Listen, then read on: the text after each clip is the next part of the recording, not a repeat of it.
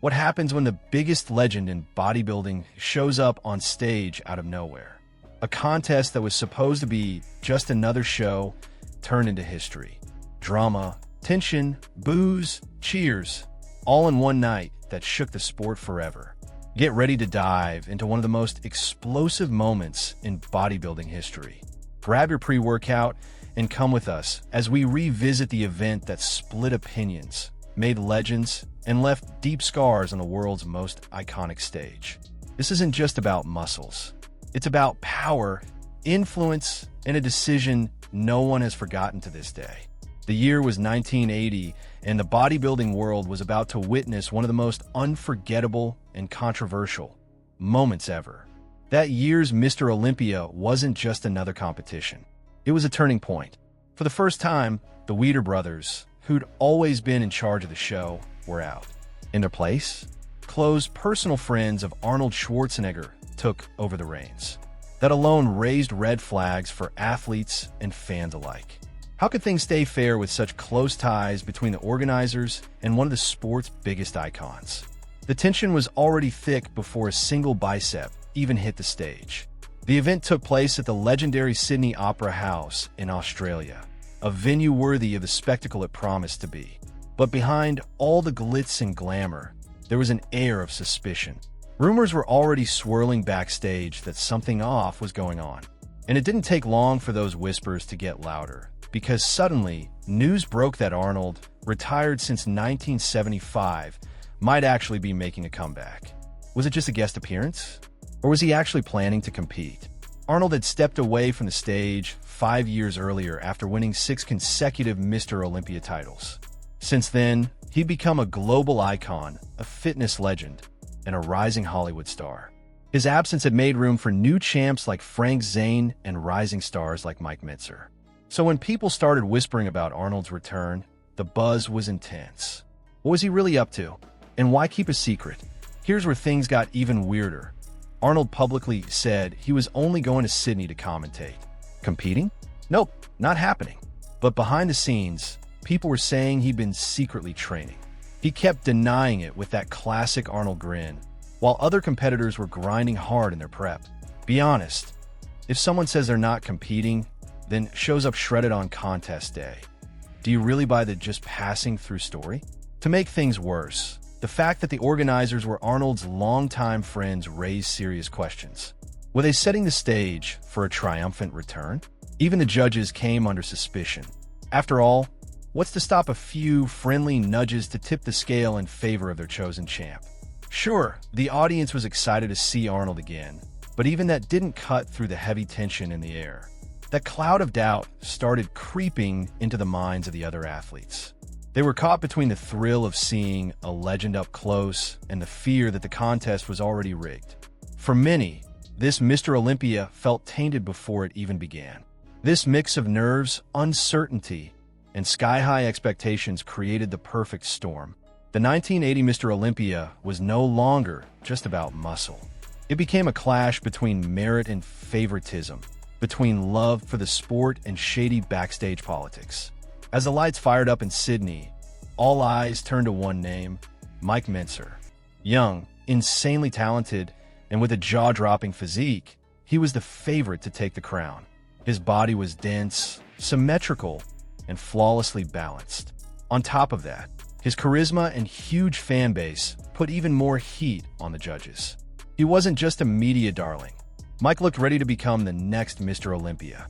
Then there was Franco Columbu, the defending champ, who had his own nightmare to deal with.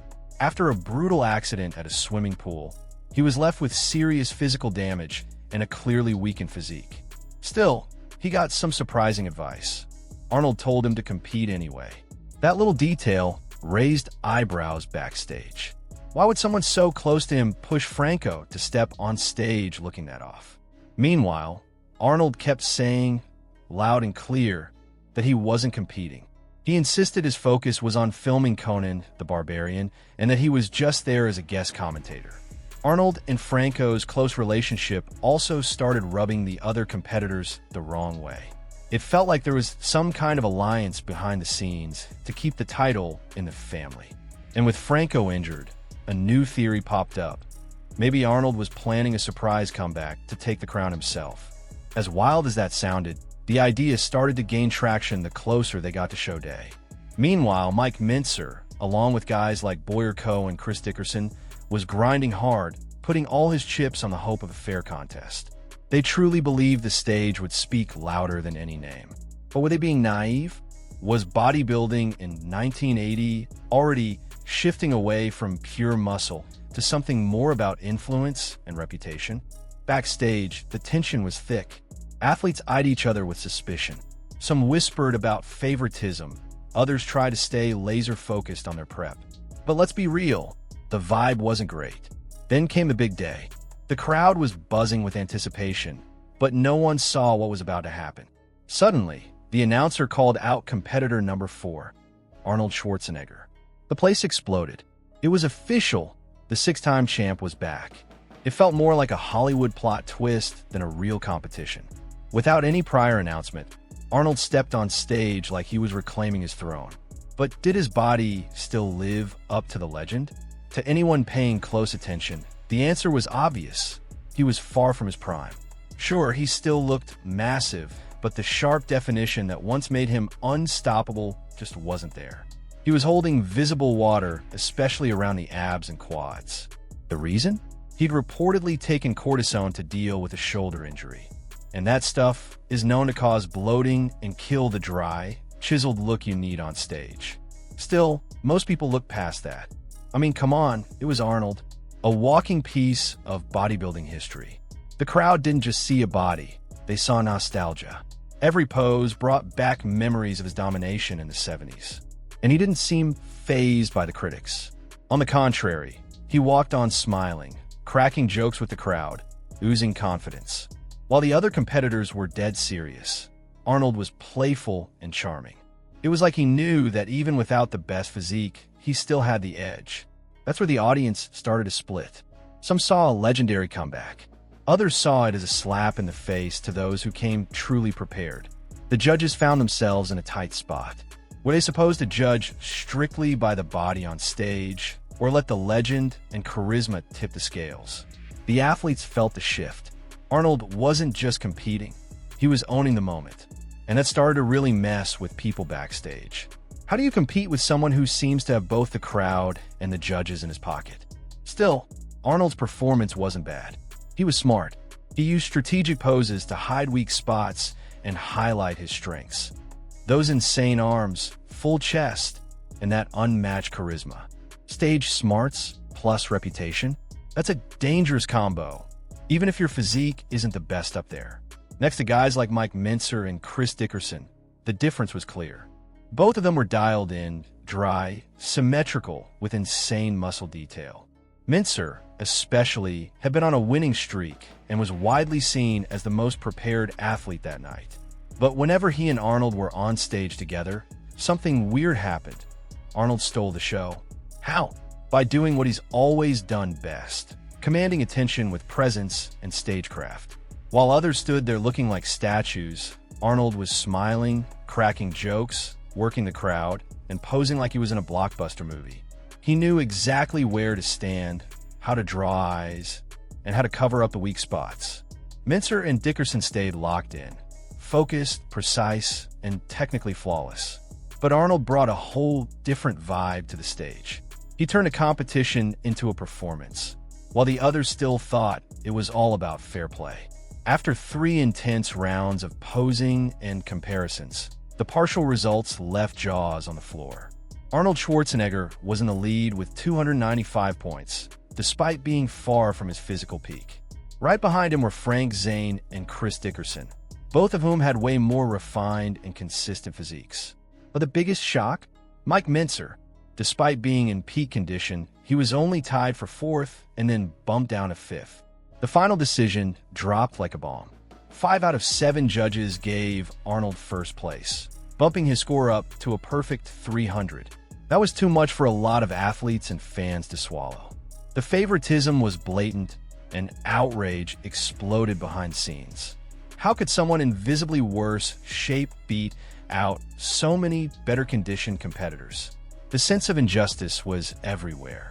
The controversial outcome of the 1980 Mr. Olympia didn't just shock fans. It set off a full-blown revolt backstage. Frank Zane, furious that Arnold had been chosen over him despite having a much sharper physique, reportedly threw his trophy against the wall after leaving the stage. For him, the result wasn't just unfair. It was a slap in the face after all the hard work he'd put in. Mike Mentzer felt the same, but took it even further. He walked away from competition for good. Mentzer, once seen as the future of bodybuilding, never competed again. That fifth-place finish crushed him. He believed he'd done everything right, trained hard, nailed his diet, stayed focused, only to be beaten by a system that, in his eyes, favored politics and popularity over performance. Imagine dedicating years of your life to a dream, only to see it collapse because of something out of your control. That's how Mike felt, and a lot of people understood. Boyer Coe and Roger Walker, two well-respected athletes, didn't hold back either. They went public with their frustration, calling the event a joke and a disgrace to the sport. Their words echoed through seminars and interviews, showing this wasn't just personal drama. There was a collective feeling of betrayal. That year's Olympia seemed to shatter the trust between athletes and the organization. Things got so bad that CBS, the network filming the event for national broadcast, made a drastic call. They shelved it. After witnessing the chaos, the tension, and the disorganized mess behind the scenes, CBS decided the footage didn't reflect the values they wanted to show the public. Think about that. One of the biggest events in bodybuilding, essentially censored because of its own lack of credibility. And it wasn't just a PR disaster. CBS pulling out meant bodybuilding missed a huge shot at mainstream exposure. 1980 could have been the year the sport truly broke into the global spotlight, but instead, it became the year of the meltdown. One big question lingered.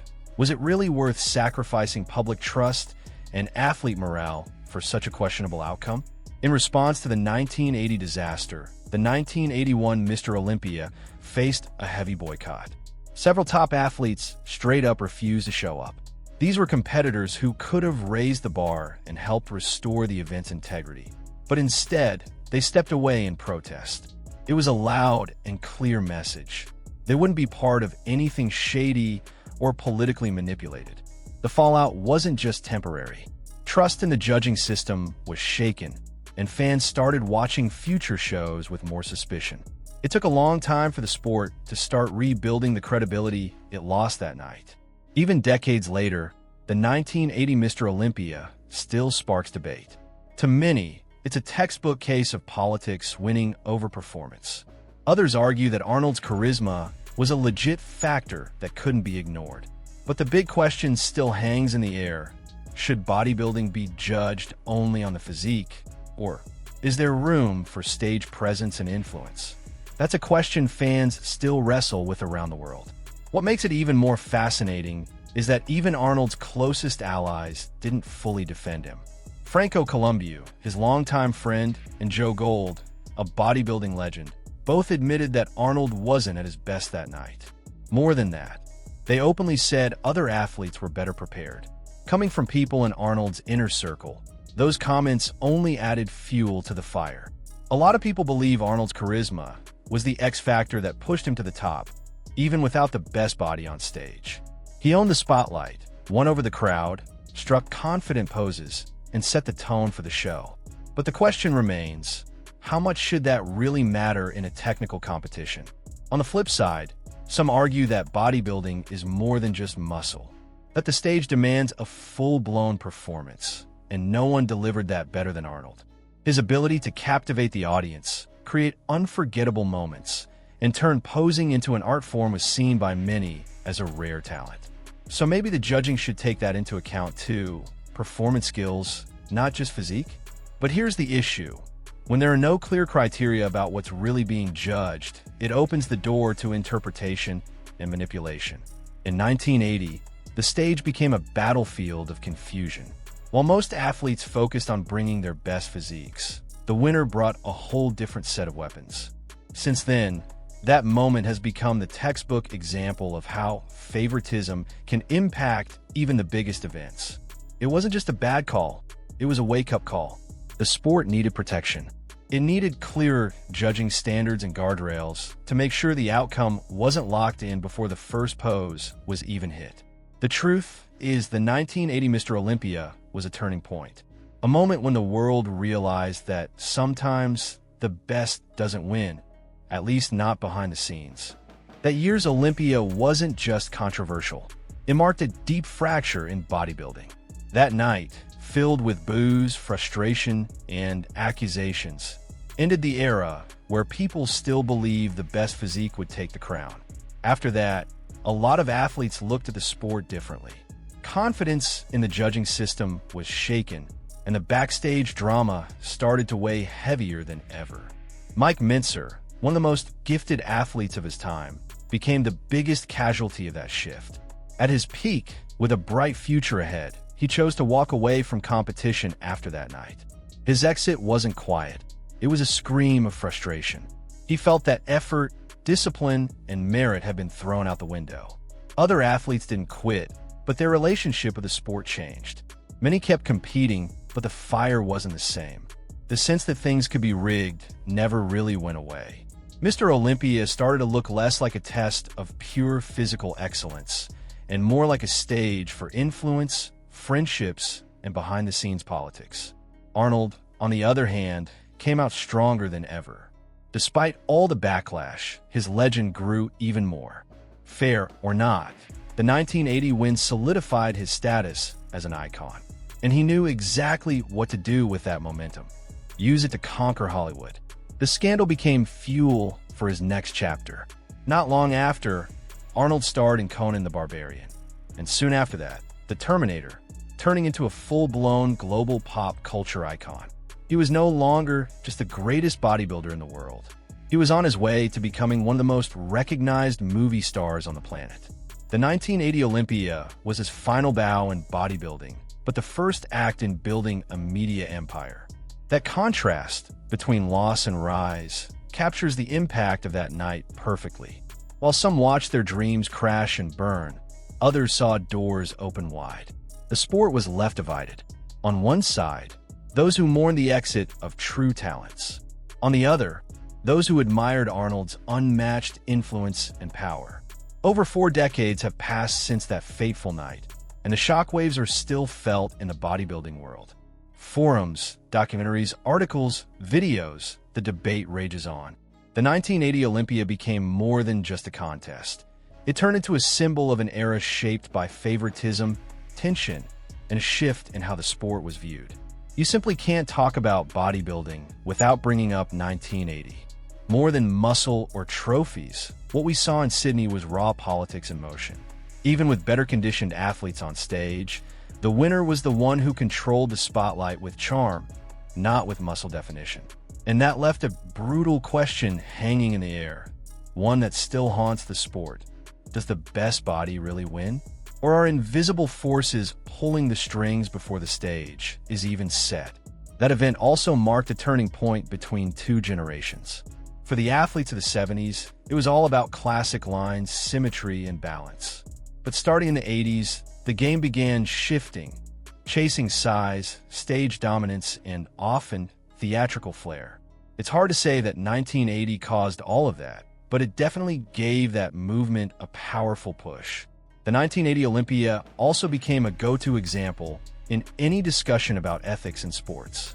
Whenever people bring up meritocracy, that case always resurfaces as a warning sign. It shows exactly what happens when decisions are swayed by personal connections, media pressure, or pure nostalgia.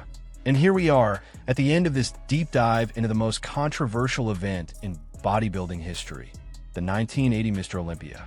After everything we've uncovered, the behind-the-scenes drama, the rivalries, the shocking decisions, one big question remains. Did bodybuilding learn from its mistakes? Over 40 years later, are competitions truly more fair, transparent, and based on merit? Or are we still living under the shadow of unseen forces that can change everything with a whisper? The 1980 Olympia became a wake-up call for everyone in the sport. Athletes, judges, organizers, and fans were forced to rethink what really matters in a competition. What should count more, the physique on stage or the name on the sign-up sheet? Are merit, sacrifice, and hard work really enough? That reflection feels more relevant than ever. In a world where image and marketing often speak louder than results, the events of 1980 remind us to stay alert. It's not enough to look fair. It has to be fair. The athletes deserve that. And here's the twist. Despite all the backlash, the 1980 Olympia actually brought something positive.